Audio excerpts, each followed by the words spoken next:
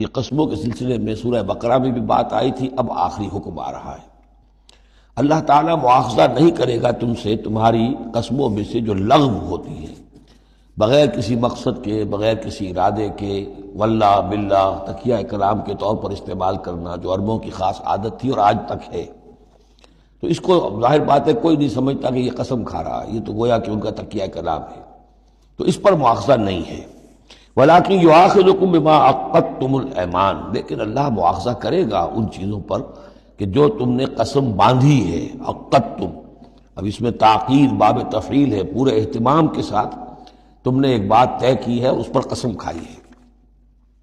فَكَفَّارَتُهُ، اب اگر ایسی قسم کو توڑنا ہو تو اس کا ایک کفارہ ہے۔ فَكَفَّارَتُهُ إِطْعَامُ عَشَرَةِ مَسَاكِينَ مِنْ أَوْسَطِ مَا تُطْعِمُونَ أَهْلِيكُمْ، اس کو کھانا کھلانا ہے 10 مساکین کو، محتاج کو، وہ اوسط کھانا کہ جو تم اپنے گھر والوں کو کھلاتے ہو۔ او کسوتہم، یا پھر ان کو کوئی کپڑا دینا ہے۔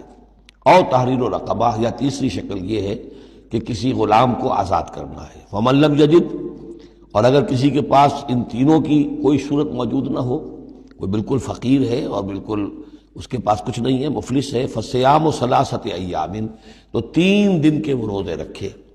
ذالک کفارۃ ایمانکم اذا حلفتم، یہ کفارہ ہے تمہاری قسموں کا جب کہ تم وہ قسم کھا بیٹھو۔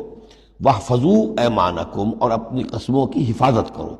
کذالک، اس کا مطلب یہ نہیں کہ لازماً ان کو برقرار رکھو، یعنی کہ قسم اگر ایسی ہے کہ جو کھولنی ہے، توڑنی ہے، جذبات میں کھا بیٹھے ہیں تو کفارہ دو، یہ بھی اس کی حفاظت میں آ گیا۔